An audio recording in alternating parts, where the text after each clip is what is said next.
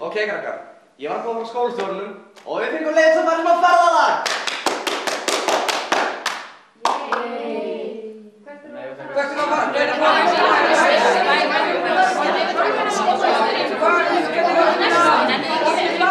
Þá erum við komin í Ungó á Dalvík og hér er 10. bekkur Dalvíkurskóla að setja upp sýningu. Þú ert leikstjórinn. Hvernig kom þetta saman til? Þetta kom þannig til að ég er semst með 14 nemendur í 10. bekk í leiklistarvali og við erum semst með leiklist sem val frá 8. bekk en það er bara semst 10. bekkurinn sem fær að setja upp sýningu. Og við erum semst tveir kennarar, það er hérna danskur kennari sem heitir Tóni sem er með mér með þennan hóp. Og við erum búin að vera með það síðan í haust og hérna ákveðum semst að setja upp leiksýningu sem að þau myndu sjálf búa til. Og þetta er á þess að það sé nokkuð handrit. Ákveðið var að leikritið fjallaði unglinga með hæfilegu drama og nafnið kom fljótt fáránlega fæn.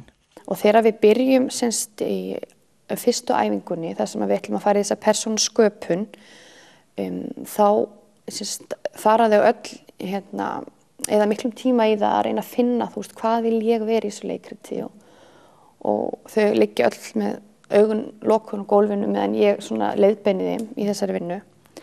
Og eftir daginn þá var ég með 14 krakka sem að vildu öll leika vinsæla strákinn eða vinsæla stelpuna.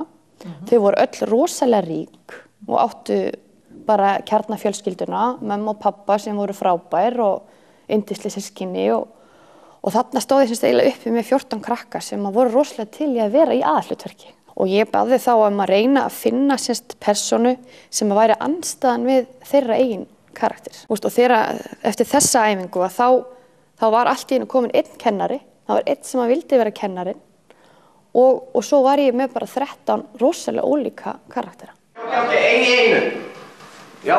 Hvað erum við eiginlega að fara að gera? Við erum að fara í óvissuferð til náttúruna. Óvissuferð út í náttúruna og ég bara... Já.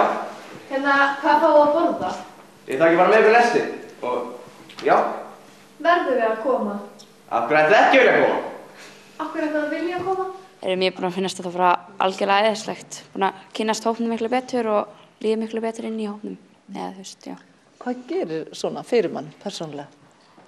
Fyrir mig persónulega þá styrkti það mig andlega og félagslega þá og ég finnst ég nánari hópnum og finnst minna feimin þótt ég hef kannski getið verið mikið feimin en ég minna feimin. Ég veit ekki hvort ég ætla að verða leikari en ég held að myndi vera gaman að halda áfram kannski að vera partur af leikfélaginu og svona. Samstarf leikfélagsins og Dalvíkurskóla byggir á gömlum grunni og hafa verið settar upp að minnstakosti 8 sameiginlegar sýningar áður. Það virkar sem vítamínsprauta fyrir leikfélagið.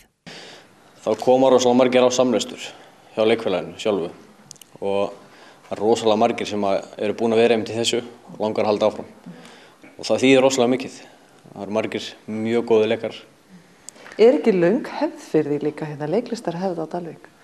Jú, leikfélagið er einmitt 70 ára á þessu ári og hefur sett upp 120 og eitthvað uppfærslur á þessum 70 árum.